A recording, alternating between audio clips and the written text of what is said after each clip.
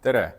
Oleme tulnud Aiatähe kauplusesse ja tutvustan teile üliägedat uudset kaubamärki, milleks on Svea Verken. Me ise kutsume teda hellitavalt Sveaks ja temal on siis 3 erinevat robotniiduki mudelit, milleks siis on Blix, Alva ja Thor.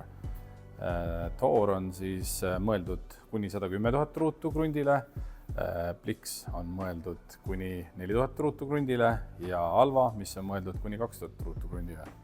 Räägin siis Svea Verkeni Blix mudelist. Ühesõnaga alustame terast ja sellest puhastamise funktsioonist. Masinat on võimalik panna püsti, ta seisab täiesti iseseisvalt püsti. Masinat saab siis siit altpoolt puhastada. Masin on siis IPX5 kindlusega, mis siis on juba päris veekindel. Robotniidukil on siis siletteradal, on võimalik paigaldada ka siia alla täistera. Ehk siis, et niisugusel mussoonsel suvel, kus vihma on palju ja sooja on palju, on võib-olla see olukord, kus see silettera ei jõua lõigata taimestikku ette. Selleks on siis võimalik panna talle täistera alla siia. Ilmselgelt silettera on vaiksem ääle poolest kui siis täistera.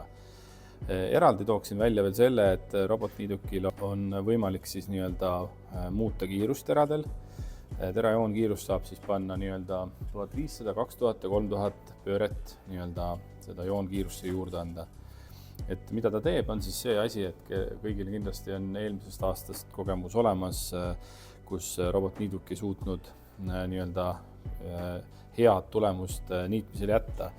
Ja põhjuseks ongi siis see, et paljudel teistel mudelitel ei ole võimalik tera kiirust nagu äpist siis kasvatada. Masinal on ees pöörrattad, mis on siis varustatud kahepoolsete laagritega. Lisaks on tal korpusesse minev laagripesa, samamoodi komposiidist ja metallist. Teiseks suureks heaks argumendiks on siis 2 suuremat kumisprotektoriga veoratast, mis siis on ka võimalik toestada suuremate tõusude juures, kus on siis kuni 33 kraadise tõusunurk, panna siis siuksed metallist piigid 3 kruviga siia ratta külge, mis siis suurendab veelgi seda maastiku suutlikkust.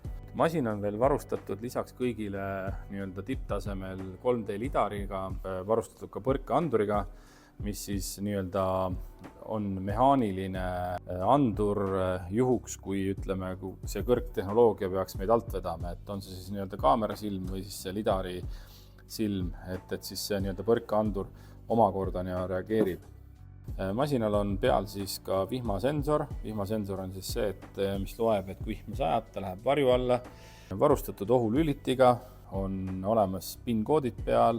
Kõike võimalik ka dubleeritult juhtida puldist, ei pea olema äpist. Distantsjuhtimiseks on tal võimalus panna siin ilusti SIM-kaart sisse, ehk et kui on soov teda järjepidevalt jälgida. Nagu siin poeski näha on seda masinat võimalik kasutada kõikjal, sõna otseses mõttes.